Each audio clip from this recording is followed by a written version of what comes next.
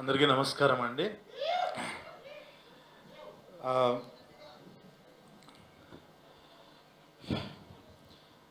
ఒక 5 ఏళ్లుగా ఒక 40-50 ప్రీ రిలీజ్‌లకి గెస్ట్‌గా వెళ్ళి ఇప్పుడు మళ్ళీ చాలా రోజుల తర్వాత మళ్ళీ నా సినిమా ప్రీ రిలీజ్‌కి వస్తే చాలా చాలా ఆనందంగా ఉంది.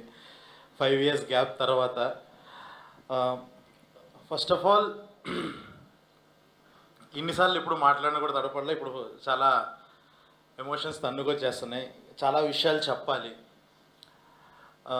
ఫస్ట్ ఒక 81 డేస్ కష్టపడి ఈ సినిమా ఫినిషెస్ అంటే లాస్ట్ ఇయర్ మార్చి నుంచి రాసుకొని దీని మొత్తాన్ని ఒక సెట్ మీదకి తీసుకురావడానికి ఒక సంవత్సరం టైం పట్టింది. చాలా చాలా రైటింగ్ టైము, ప్రీ ప్రొడక్షన్ ఇదంతా జరిగి దాని తర్వాత ఫిబ్రవరి నుంచి షూట్ స్టార్ట్ చేసి ఒక 9 నెలలు ఎక్కడ ఆగకుండా షెడ్యూల్ చేయటం, ఫుటేజ్ చూసుకోవటం, ఇంకా ఇంకా ఇంకా సినిమాని చెక్కుతూ అలాగా ఒక 81 రోజులు చేసాము. ఒక 300 డేస్ స్పాన్లో ఒక 80 డేస్ వర్క్ చేసాము.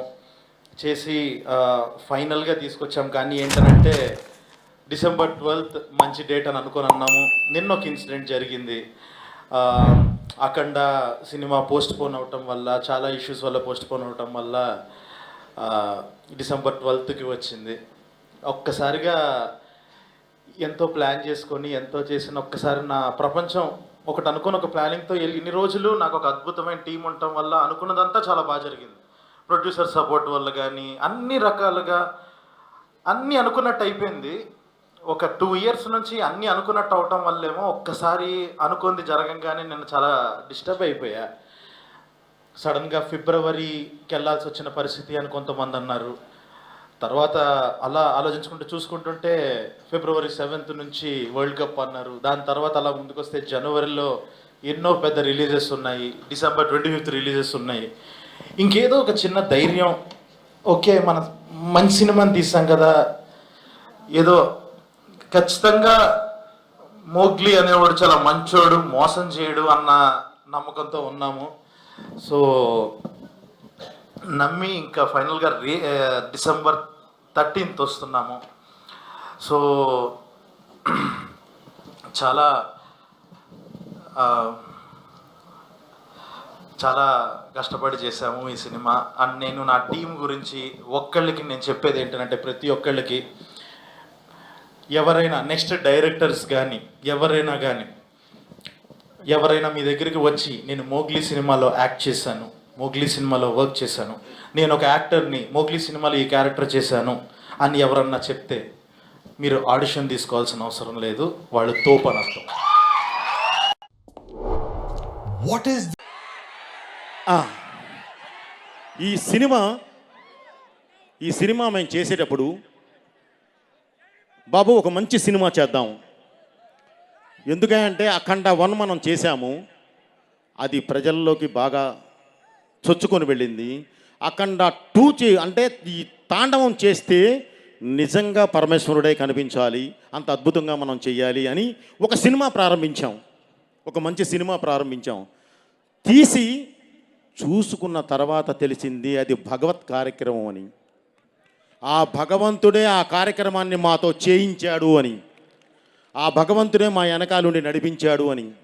ఎందుకంటే బ్రదర్, ఈ మాట ఎందుకు చెప్తున్నానంటే, మేము చేసిన లొకేషన్స్ కొన్ని చూస్తే మీరు నిజంగా మేము వెనక్కి వచ్చాము అంటే మీరు నమ్మరు. దానికి కారణం భగవంతుడే మాకు పాతేసి నడిపించాడు. అలాగే జన్మభూమి కోసం నిలబడే యుద్ధం చేసే సైనికులు ప్రతి దేశానికి ఉంటారు, కానీ కర్మభూమి కోసం చేసే సైనికులు ఓన్లీ భారతదేశంలో మాత్రమే ఉంటారు. వాళ్ళే ఈ యోగులు. వాళ్ళు ఉండబట్టే ఈరోజు ఈ దేశం ఈ విధంగా ముందుకెళ్తుంది. ఎందుకన్నానంటే, భారతదేశం అనేది మన దేశంలో ఉన్న ప్రజలకు మాత్రమే జ్ఞానాన్ని అందించలేదండి, వాళ్ళ కోసమే తయారు చేయలే. ప్రపంచానికి దారి చూపించడానికి ఏ జ్ఞానం కావాలో అది గర్భంలో దాచుకొని మరీ ఇచ్చింది. ఎందుకు ఈ మాట అంటున్నానంటే, రామాయణం కానివ్వండి, భారతం కానివ్వండి, భాగవతం కానివ్వండి, అసలు సాక్షాత్తు ఆ కృష్ణ పరమాత్ముడే తన నోటి నుంచి వినిపించిన భగవద్గీత కానివ్వండి, ఈరోజు ప్రపంచ దేశాలకు ఒక మార్గదర్శకం అయినాయి. చిన్న మనం నెగ్లెక్ట్ చేస్తున్నాము, అది చేయకూడదు. ఓకే, ఇంత మార్గదర్శకమే ఇలా నడిపించే ఈ దేశాన్ని ముట్టుకుంటే దేవుడు ఊరుకుంటాడా? ఊరుకోడు కదా. మృత్యుంజయుడైన ఆ దేవుడే మృత్యువై మీద పడి యుద్ధం చేస్తాడు.